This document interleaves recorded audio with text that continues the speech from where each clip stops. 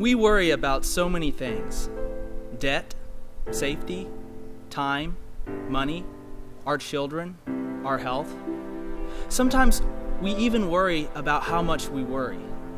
We worry so much that we can't sleep at night. Do you know what I'm talking about? In Luke 10, Jesus visits the house of Mary and Martha. And while Mary was sitting at the feet of Jesus, listening to him talk, Martha was in the kitchen doing all the preparations. And Martha began to get worried because she was stuck doing everything herself. And so she came and complained to Jesus. Verse 40 says, "She came up to him and said, 'Lord, do you not care that my sister has left me to do all the serving alone? Then tell her to help me.' But the Lord answered and said to her, 'Martha, Martha, you are worried and bothered about so many things, but only one thing is necessary. For Mary has chosen the good part, which shall not be taken away from her.'" Jesus tells Martha, only one thing is necessary. When we are overcome with worry, we have done what Martha did. We've forgotten the one thing, sitting at the feet of Jesus. But we so often put our trust in other things that when they don't work out the way we want them to, we start to worry. And we become afraid because we're so focused on our own agenda. And when something gets off track, we can't handle it because we've lost control. But the real problem is not that we've lost control, but that we have forgotten that we were never meant to be in control in the first place.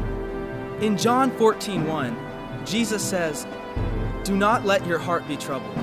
Believe in God. Believe also in me."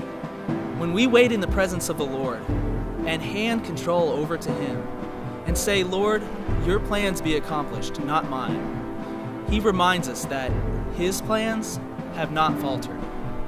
When you put your trust in God, He will take care of you when you can't take care of yourself. Psalms 127, 2b says, "For He gives to His beloved, even in his sleep." That means if you're trusting in God, when you're asleep, He's up working to make sure you're well taken care of. One time I was praying and seeking God about an important decision because I felt like He was leading me to start working for myself, doing contract work. And I was praying and saying, "God, I don't feel like I'm going to be able to provide for my family. I don't feel like I'm going to be able to do this." But in my spirit, I knew that God was telling me, "Don't worry, I've got it." And so I got down on my knees and I said, "God, you're in control. You're our provider. I'm going to trust you with this." And the very next day after I said that, I got a phone call with someone offering enough contract work to keep me going. And I knew that it wasn't anything that I had done. It was God. Another time, I found myself burdened by the amount of work that I was having to do. I was working late hours because I was worried that if I didn't work enough, I wouldn't be able to provide for my family. And so I came before God and said, "God, I'm tired. I'm working all the time. I don't know what to do." And God said to me, "Stop working. I've got it." And I said, "Stop working. I can't do that or else there won't be enough. I won't be able to provide." But God again said, "Stop working. I've got it." And so I took off work an hour early that day. And as soon as I took work off, I went outside and I checked the mail. And in the mailbox was a random check for $500 that I could never have predicted. And I knew that it was God that was providing for us. I'm not telling you that God doesn't want you to work. I'm telling you He doesn't want you to worry. Jesus reminds us of the most important thing. And if you will begin to seek this one thing first, you will see your problems from His perspective and not your own.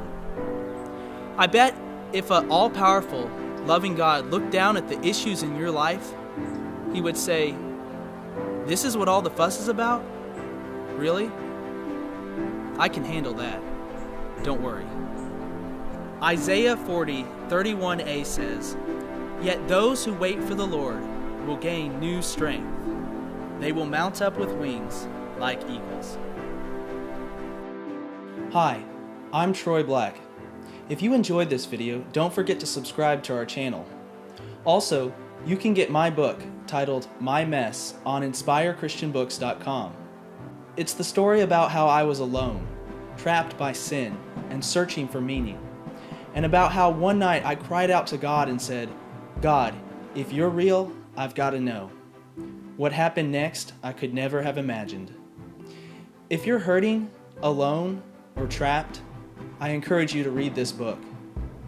You will see the power of God at work in your life.